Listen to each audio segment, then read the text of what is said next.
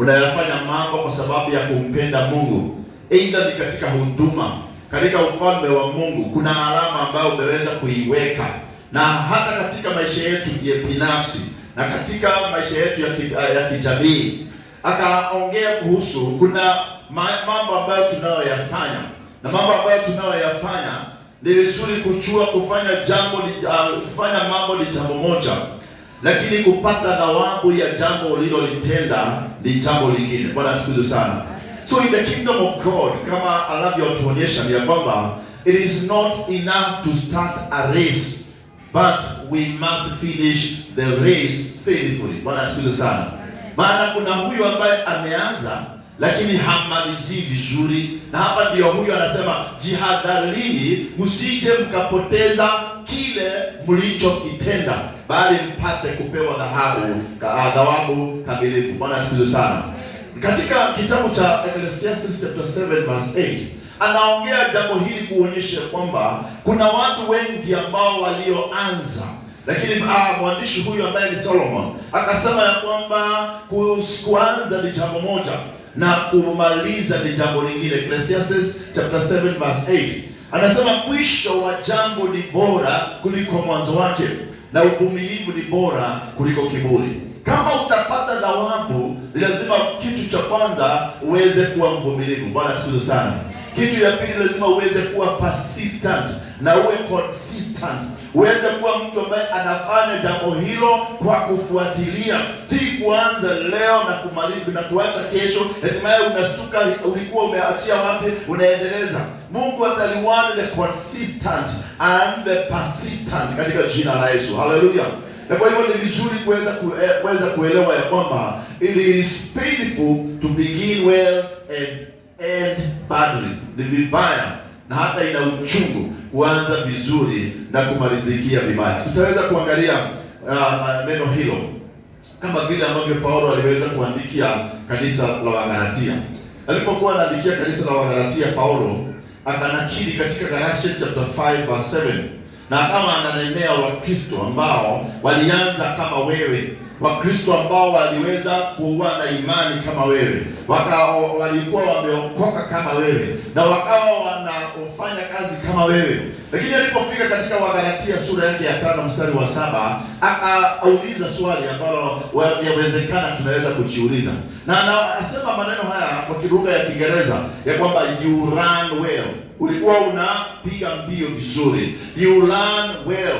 Na anauliza swali hapo, who hindered you from obeying the truth? Ni nani aliyewazuia msitii ukweli? Bwana atukuzwe sana. Maana unaweza kuanza ni rahisi sana, lakini kumalizia ni vigumu sana. Ukiangalia katika safari yako ya wokovu, hata katika safari yako ya kazi, hata katika safari yako ya huduma, hata katika safari yako ya biashara. Uliweka biashara mkao wafanya biashara wengi.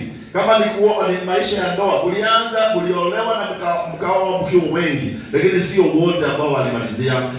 Mliweza kuokoka mkiwa wengi, si wote ambao wametumisha wokovu. Na hapa sasa ndio nauliza, mlikuwa mkipiga mbio vizuri, ni nani aliyewazuia msitii ukweli?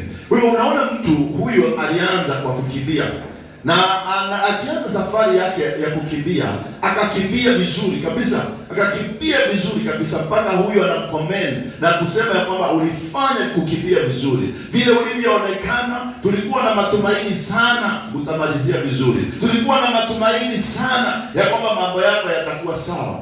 But who stopped? Ni nani aliyekuzuia usiweze kutii ukweli? Bwana atukuzwe sana. Hallelujah. So in the kingdom of God, many people start with passion. Wanaanza kwa msisimuko, wanaanza na wakiwa na nguvu nyingi, wanaanza wakiwa na zeal. They start with passion, they start with sacrifice, holiness and dedication. But somewhere along the journey, tunaona ya kwamba they lose focus and eventually they lose the reward. Watu wanaanza wakiwa wakakamavu. Kama ni chochote wanachofanya ila katika ufalme wa Mungu, katika maisha, wanaanza wakiwa wakakamavu, wanakuwa na the passion, wanajitolea sana, wanakuwa watakatifu sana, wanajitoa katika kazi hiyo. Lakini tunaona along the way, hatimaye unaona ya kwamba they lose what we call the focus. Maana ukipoteza mtazamo wako na mwelekeo wako ya mahali ambapo unaelekea, ukipoteza mtazamo, your focus, hautamaliza. Kwa hivyo along the way lazima maintain focus uliyokuwa nayo ukianza. Bwana tukuze sana. Na lazima uendelee kung'ang'ana hata kama kutakuwa na a lot of distraction katika maisha. Lazima uweze kuwa focus na uweze kujua ni kitu gani ambacho utakachokifanya. So the name of my message is take care that you lose not your reward. Take care that you lose not your reward. Bwana tukuze sana. Hallelujah. Because as we are going to see in the Bible, heaven rewards people who have this tendency, people who have this characteristic, ya kwamba people who are faithful. The faithful, hawa ndio wanakuwa rewarded in the kingdom. Kitu ya pili tunaona ya kwamba the endure, people who endure are the people who are going to be rewarded. Jina Bwana tukuzwe. And that thing, heaven will reward them the obedience, watu ambao ni watiifu na wako tayari kusema ndio kwa maagizo yake Mwenyezi Mungu. And lastly, heaven reward the people who persevere most. Bwana tukuzwe sana. So kama mbingu italipa, maana Biblia inasema ya kwamba Mungu si mdeni wa mtu. Chochote kile unachokifanya Mungu wetu ataweza kukulipa. Na Biblia inasema hivi, kikiwa kizuri ama kikiwa kibaya, kuna thawabu katika jina la Yesu Kristo. Kwa hivyo tunapomalizia ujumbe huu, nataka uweze kujiuliza thawabu ambao kazi yako ambayo umefanya, ila katika ufalme utaweza kupata thawabu yake katika jina la Yesu Kristo. Hallelujah. Take care that you lose not your reward. Bwana tukuze sana. So take care that you lose not your reward. Usipoteze thawabu yako katika jina la Yesu Kristo. Hallelujah. Kwa sababu unakiangalia Biblia utaweza kuona ya kwamba the enemy will not stop you from starting. He may not. Yeye hakujagi kufanya interruption when you are about to start or when you have started. Lakini yeye, he will fight to make sure you do not finish well. Shetani ama adui yako ananyamazaga ukianza, hata uwezi kumuona, hakuwagi na activities nyingi, hakuwagi na a lot of interruption. Yeye anajua kuanza, unaweza kuanza maana ameona wengi wakianza. Lakini kile ambacho anazingatia sana ni kuleta distraction. Usimalize vizuri. Usimalize kile ulichokianza, usimalizie. Ila ni biashara isiishe. Kwanza atakuruhusu uanzishe, lakini hata kubali umalizie. Kama ni ndoa ataanza ufanye kuanza ndoa, lakini hata kuruhusu umalizie ndoa hiyo. Na ndio ukiangalia kuna msukosuko katika marriage life. Kuna msukosuko katika institution tunayoita marriage. Na sio tu katika marriage, kuna msukosuko hata katika ndani ya kanisa. Unaona ya kwamba watu wameanza vizuri kwa pamoja, wakiwa kwa ushirika, hatimaye utakuta the same people wako na kakundi kingine na hapo. Wameanzisha kakundi kingine na hapo, wametoka hapo the mainstream, wameanza kuanzisha kakundi kingine na hapo. Kwa sababu kuanza ni rahisi, lakini na ndio ninasema kwamba the enemy may not stop you from starting. Lakini ataweza kukuhakikisha he will stop you not to finish well. Na tuko hapa tunapoangalia Biblia. Maana Biblia iliandikwa so that we can learn. Mambo ambayo yanaandikwa mahali pale yatufundishe na ili tuweze kujilinda na ili ya tusije tukaweza kujipata kwa mahali ambapo watu walioanza vizuri lakini hawakumalizia vizuri katika jina la Kristo. So we can ask ourselves the first question, what does it mean to lose a reward? Je, ina maana gani kupoteza thawabu? What does it mean? Amen. So to lose a reward, as we are going to see, it means number one, to miss divine honor because of disobedience or carelessness. To miss divine honor as a result of carelessness and disobedience. Ni kupoteza hatima ama kusudi lako. To miss divine honor. Unakosa heshima ya miungu, ambao Biblia inaonyesha hapa as a result of what we call disobedience and carelessness. Kuna watu ambao Mungu angependa kuwafadhili na kuwapatia kibali. Ama kuna watu ambao Mungu aliwapatia kibali katika maeneo yote ya maisha yao. Wakianzisha biashara hawastruggle, inanawiri. Wakianzisha ukulima, shamba, chochote kile wanapanda, hawana shida, kinakuwa, kinazaa. Katika jamii wako na jamii nzuri. Lakini along the way, hivyo vitu vyote vilivyokuwa vizuri mwanzoni, wanapoteza kibali cha Mungu juu yake, na wanamalizia miserably. Wanamalizia wakiwa watu ambao wamevunjika moyo kuliko watu wengine katika maisha. Mfano wa mtu, maana tunaongea kuhusu what does it mean to lose anyone. Kuna Biblia inaongea kuhusu mtu kwa jina lake Solomon. Solomon was the wisest man who ever lived in this world. Hata Mungu akatoa ushuhuda akasema hakukuwepo mtu mwenye hekima kama Suleiman. Na Biblia akasema pia hakutakuwepo mwingine mwenye hekima, mwanadamu mwenye damu na nyama, mwingine mwenye hekima kama huyo ambaye anaitwa Solomon. But as you read in the Bible through the book of First King chapter 11 verse 1 and 2 and 3, itakuonyesha huyu mtu alikuwa mzuri, alianza pamoja na Mungu, lakini along the way akapoteza his reward ya kuweza kutawala wana wa Israeli. Maana Mungu alikuwa amemchagua instead of baba yake huyu ambaye ni Daudi, kwa sababu Mungu alimpenda Daudi, lakini hakuweza kumruhusu amjengee hekalu. As a result ya vita na damu aliyokuwa amemwaga, akamwambia kwamba mtoto wako Suleimani ndiye atakayejengea hekalu na ufalme wake hautakuwa na mwisho. But Biblia inasema hivi katika First King chapter 11 and verse 1 and 3. Tukiwekewa kwa haraka tunaweza kusoma mahali pale na ili tuweze kuona inasema nini. Nasema maneno haya, hebu tusome 1 2 3. Hata hivyo Mfalme Solomoni, hebu tusome 1 2 3. Hata baada ya kubarikiwa, hata baada ya kuinuliwa, hata baada ya kufanyika mfalme, hata hivyo Mfalme Solomoni akafanya nini? Akawapenda wanawake wengi. Kupenda si vibaya, hata kupenda watu wengi si vibaya. Sasa tuangalie ni nini ambayo Biblia inasema. Akawapenda wanawake wengi wa kigeni zaidi, bali na binti Farao, wanawake wa Moabu na wa Amoni, wa Edom, wa Sidioni na hata wa Hiti. In other words, in every country huyu alikuwa na mwanamke ambaye amemfanya. Biblia inasema alikuwa na wanawake wake 300. Na hawa ambao wanaitwa side chick 700. You can imagine this kind of man. Na tunamuona ya kwamba alikuwa mwenye hekima, lakini hekima hii haikumsaidia kuelewa ya kwamba anafanya the wrong thing. According to the scripture through Moses, Mungu alikuwa amemwambia kwamba atakayefanyika kiongozi ama mfalme, tafadhali kitu cha kwanza asije akajichanganyana kwa kuoa watu wa mataifa mengine. Hii ilikuwa condition number 1. Kitu ya pili, condition ilikuwa asiwe mlevi.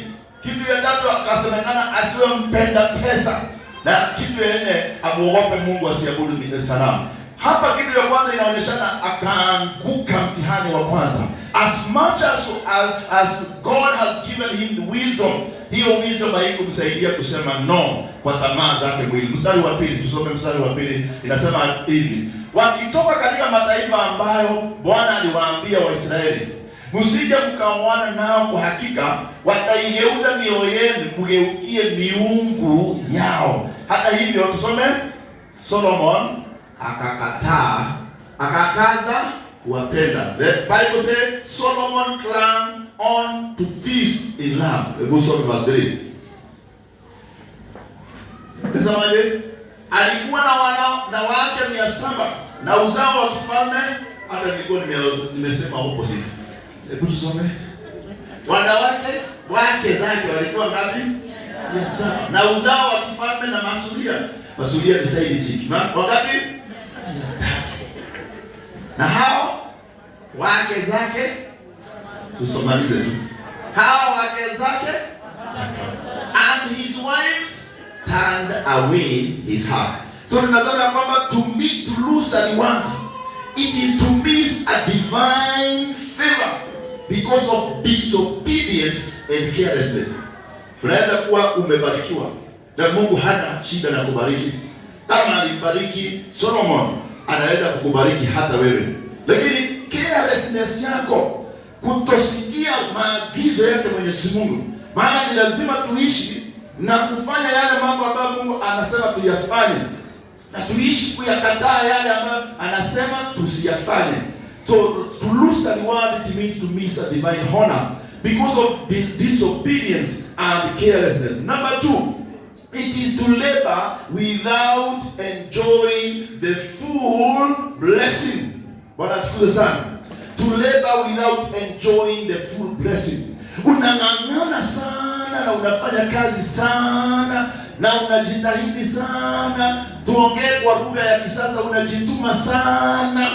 Lakini mawisho wa mambo yote, wewe sio wewe utakayefurahia matunda na kazi ya mikono yako. Unafanya kazi sana, lakini unajikuta ya kwamba sio wewe unayefurahia matunda ya kazi yako. Bwana tukuze sana. Ukisoma katika kitabu cha Ecclesiastes chapter 6, Ecclesiastes chapter 6, tuweze kuwekewa jambo neno hapo. Ya kwamba Mungu hana haja, ako na haja ya kubariki. Na tunapokubariki, anataka ufurahie baraka hiyo. Kwa sababu yeye anapokupatia baraka, ninawaambia kitu cha kwanza, usifikishane maombi yako Mungu nibariki. Hapana, iendeleze na isikomee kubarikiwa. Ile jirani yako mwambie usikawahi kukomea maombi yako nibariki. Maana Mungu anajua kubariki. Lakini iendeleze. The second point ni ya kwamba na unipe nguvu ya kufurahia baraka hizo. So Ecclesiastes chapter 6 inasema maneno haya. Ecclesiastes chapter 6 verse 1 and 2 and 3 inasema hivi. I have seen another evil under the sun and it weighs me down. Nimeona ubaya mwingi chini ya jua, nao unalemea sana wanadamu. Na verse 2 inasema aje? Tusome 1 2 3. Mungu humpa wanadamu utajiri. Kitu ya pili, mali. Kitu ya tatu, heshima. Hivyo hakukosa chochote moyo wake unavyotamani. Hebu tusome part B inasema lakini. Angalia jirani yako mwambie lakini. Tusome, Mungu hamwezeshi kuvifurahia, badala yake ugeni anavifurahia. Hii ni ubatili na ubaya unaosikitisha. So kwa Kiingereza, a man to whom God has given him riches, wealth, honor, so that he lacks nothing for himself and of all he desires. Yet God does not give him power to eat of it, but a foreigner consume it.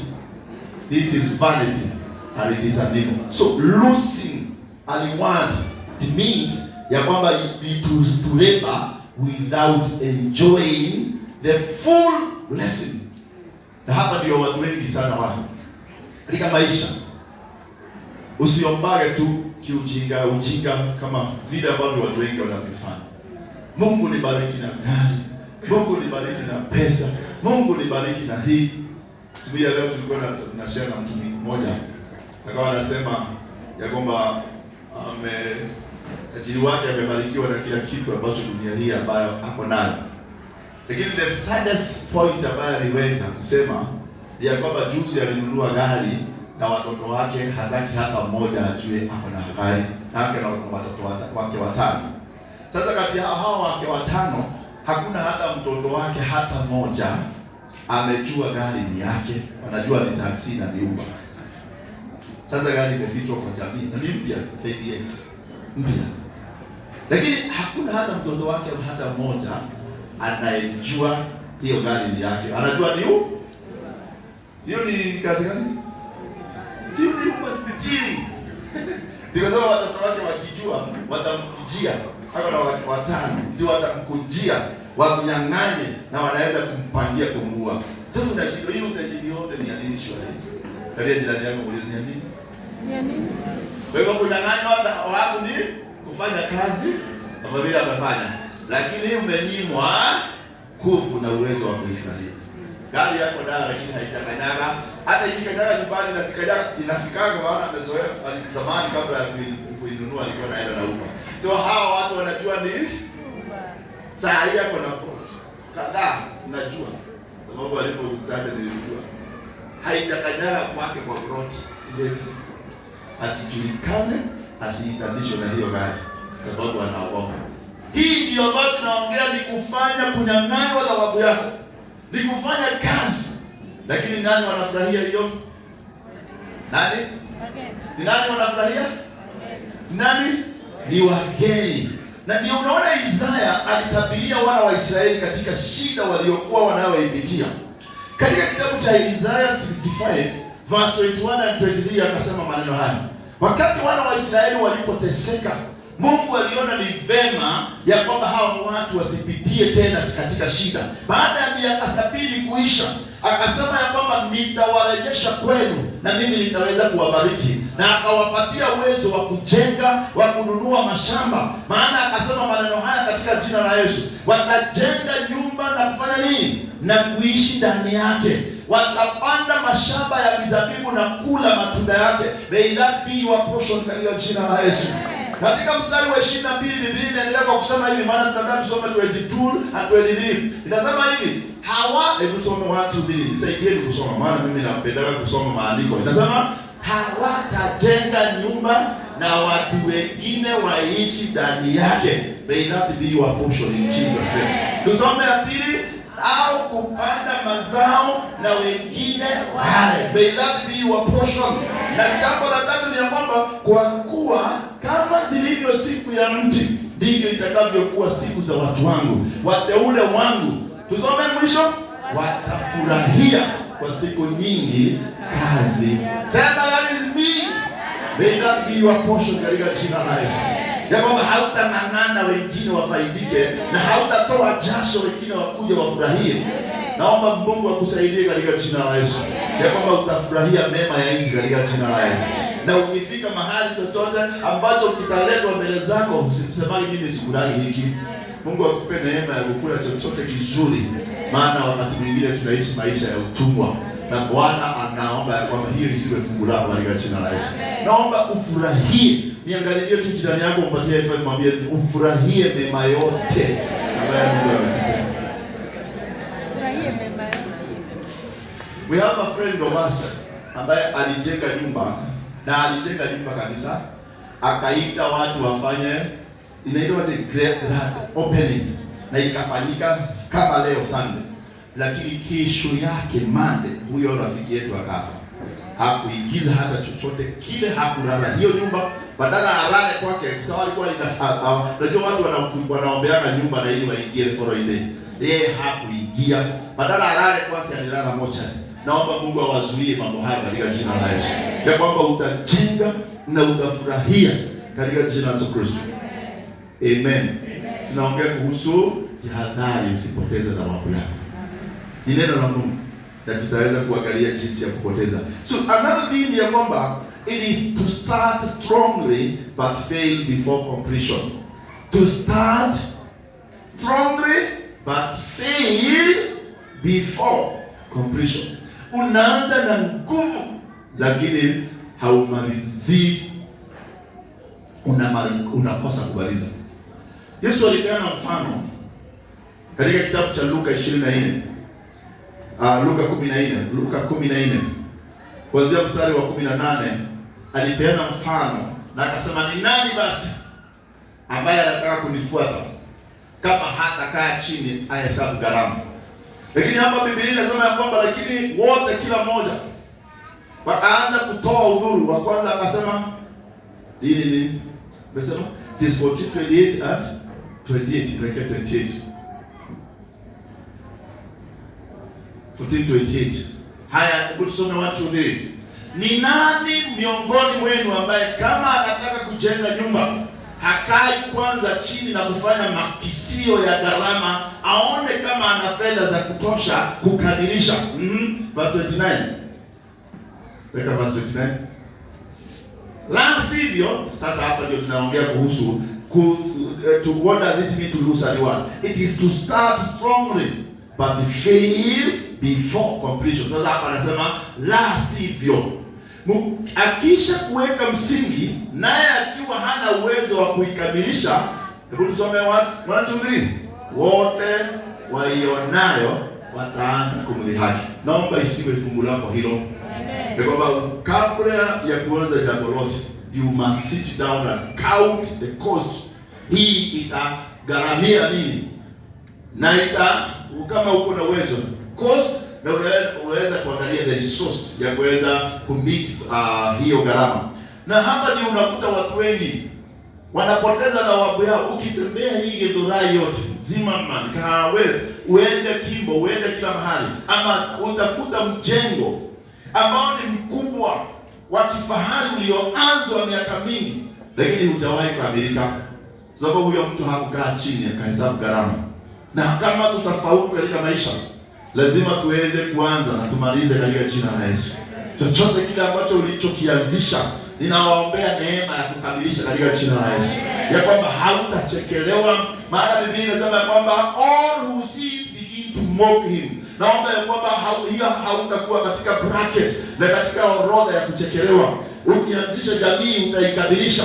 Ukiweza kuanzisha biashara utaikamilisha. Ukianzia brand utaukamilisha.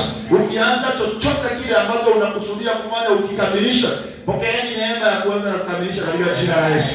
Mungu awainue na hiki chochote hata kile unachokiendelesha mpaka saa hii ukikamilisha katika jina la Yesu. Na ninajua inawezekana, maana kuna watu waliowasaidia.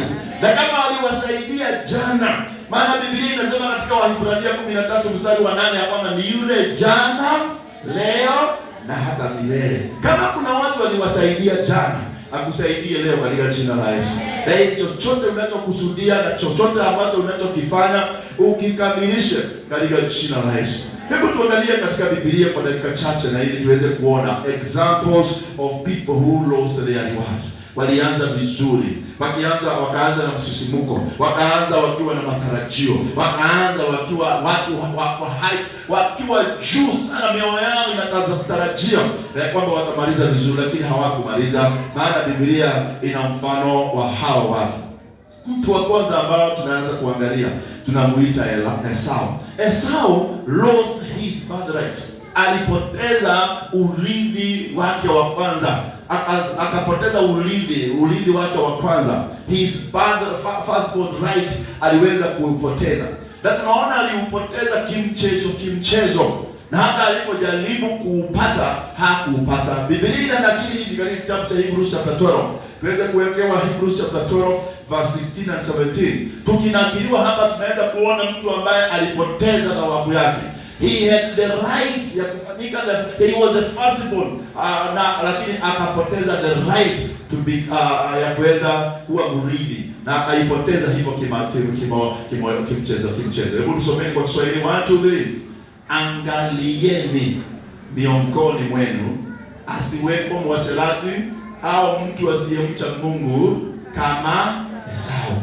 Hebu tusome 1 2 3. Ambaye kwa ajili ya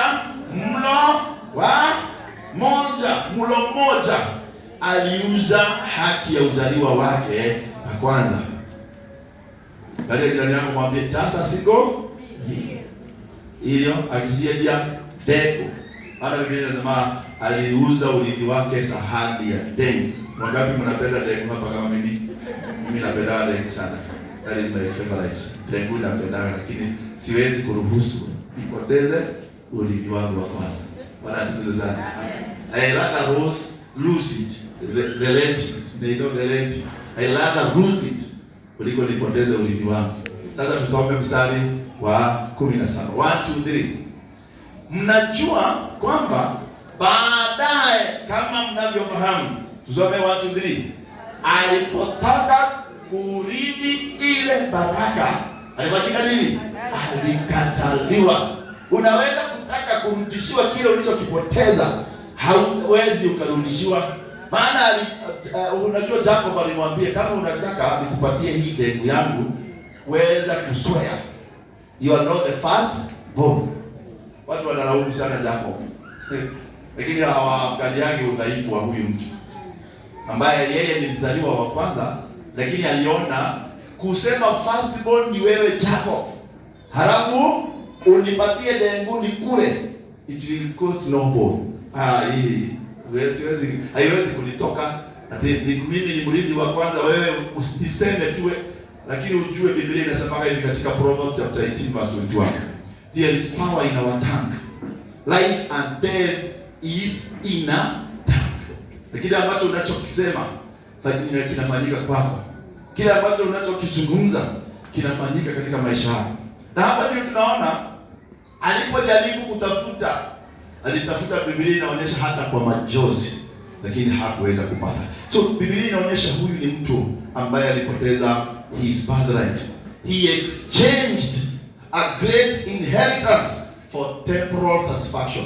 Akapoteza kitu ambacho ni urithi kwa sababu ya kujaribu kujitosheleza kwa dakika moja. Bwana tusaidie sana.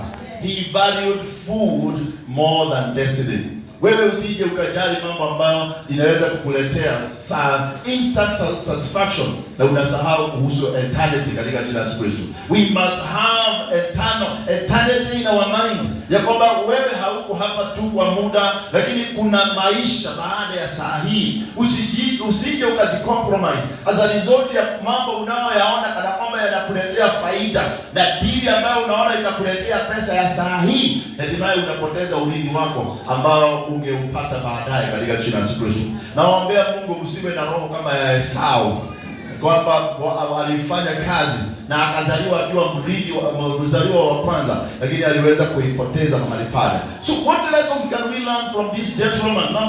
Lesson number one, never trade eternal blessings for temporal pressure.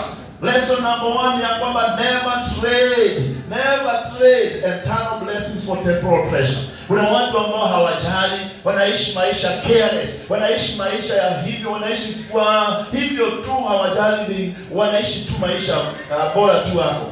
Lakini vizuri usije ukaishi tu maisha bora tu uishi.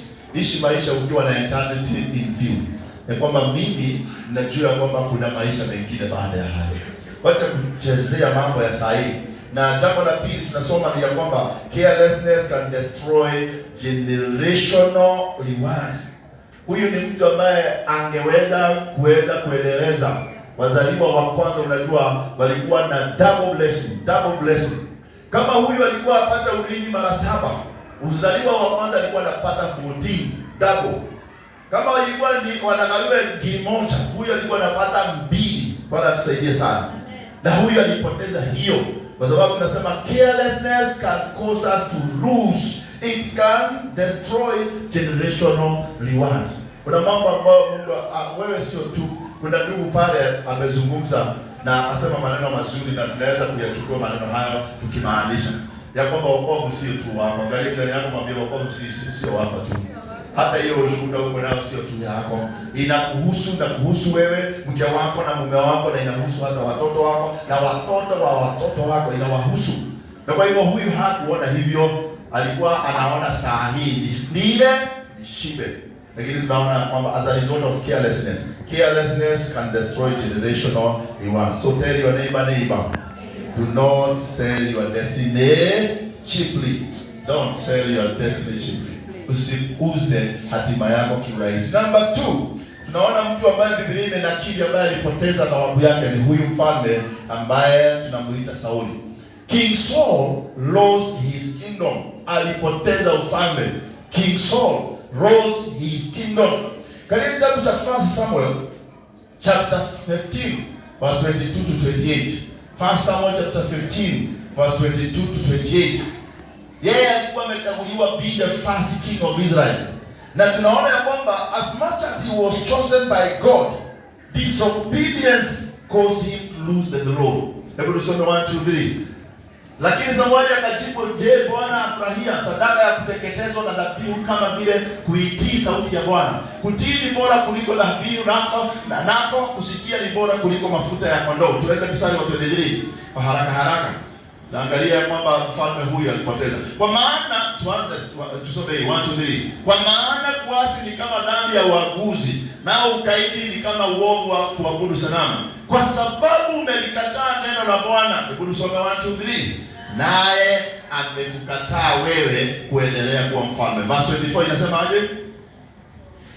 Verse 24. Ndipo Sauli akamwambia Sauli, nimetenda dhambi, nimevunja amri ya Bwana na maagizo yake. Niliwaogopa Soma, niliwaogopa watu na kwa hiyo nikafanya walivyotaka. Angalia jirani yako, mwambie kuangalia.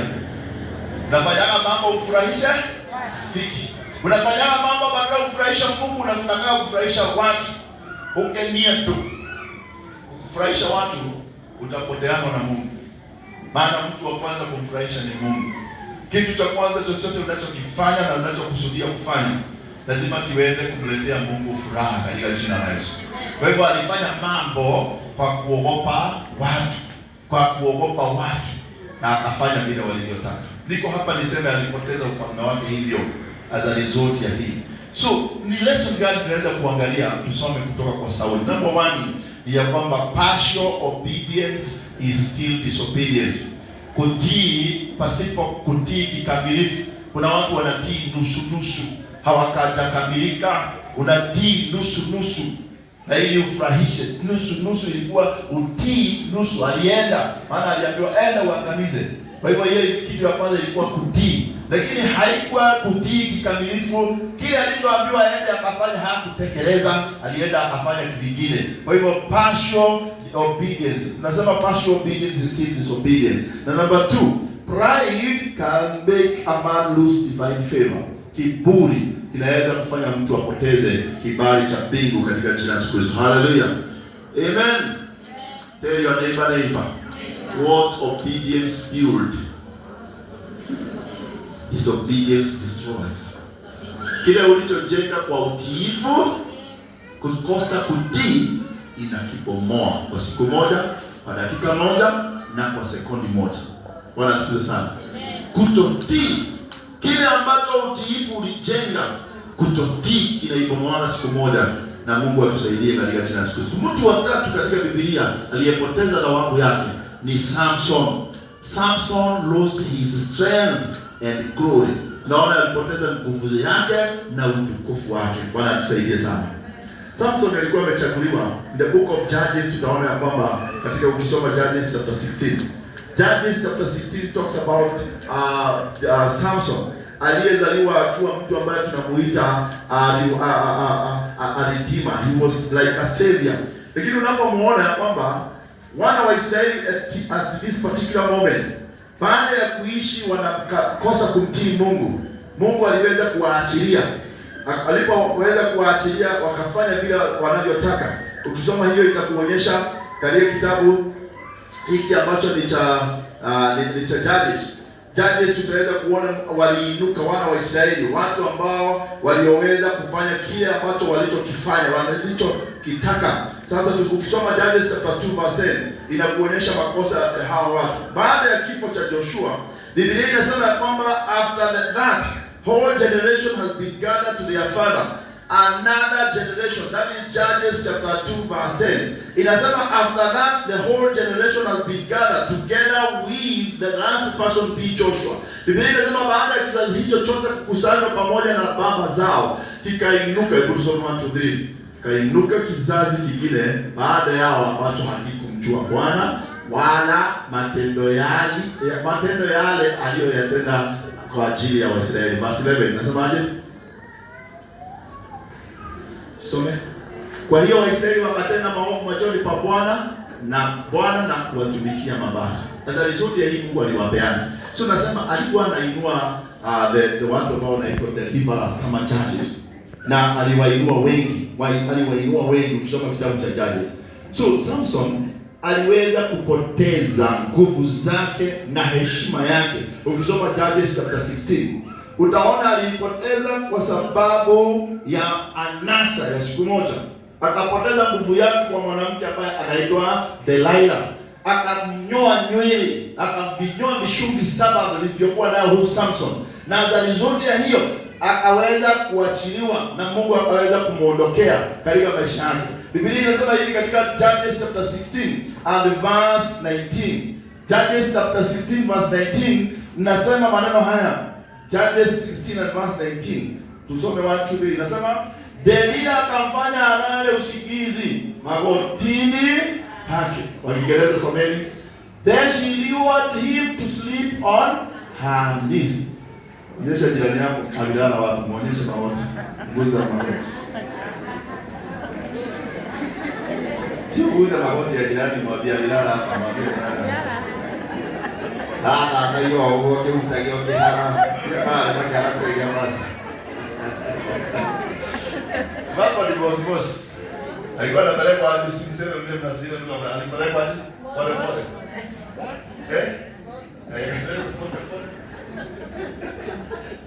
Mimi nasema aje? Akiwa amebadilisha hapo, akamuita mtu namba ya kwanza, akamnyoa. Nini? Vile vishughuli 7 vya nywele kichwani kwake.